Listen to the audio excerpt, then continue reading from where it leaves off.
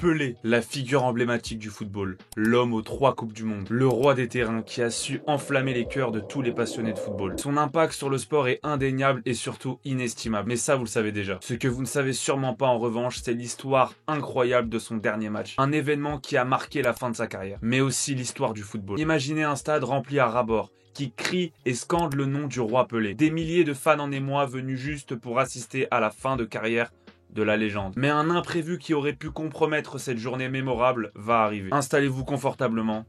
Et on est parti. Nous sommes en 1977 et Pelé a décidé qu'il était temps de mettre un terme à sa carrière de footballeur. Après avoir conquis le monde avec Santos et la sélection brésilienne, il s'apprête à faire ses adieux au sport qu'il aime tant. Son club actuel, le New York Cosmos, organise un dernier match. Un match d'adieu grandiose contre Santos. Le Giant Stadium, stade qui accueille ce match, affiche complet. Tous les fans sont là, impatients de voir leur idole pour une dernière danse. L'excitation est palpable et les supporters brandissent des drapeaux, des bannières et chantent des hymnes en l'honneur de leur héros. Malheureusement, pour qu'une histoire à première vue banale devienne incroyable et passe dans cette vidéo, il faut qu'il se passe quelque chose de totalement inattendu. Un élément et un incident totalement imprévu qu'on n'aurait jamais vu venir. Et bah, vous n'allez pas être déçus. La foule est en délire et un imprévu survient. Pelé a un problème de passeport. Il ne peut pas pénétrer sur le terrain. Il ne peut pas participer au match. Oui, on parle bien de Pelé, star du football à ce moment-là déjà, qui est interdit de pénétrer sur le terrain à cause d'un défaut de passeport, ou en tout cas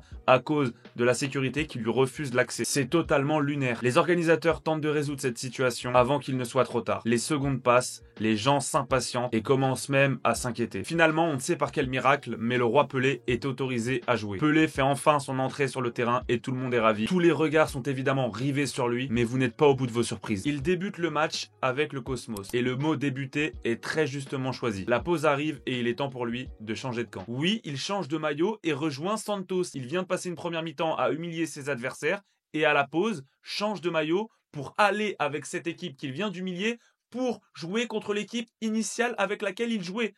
C'est totalement fou. Les deux équipes s'affrontent, mais tous les yeux sont évidemment fixés sur Pelé. Début de la deuxième période et le génie s'empare du ballon, dribble 2 défenseurs et frappe.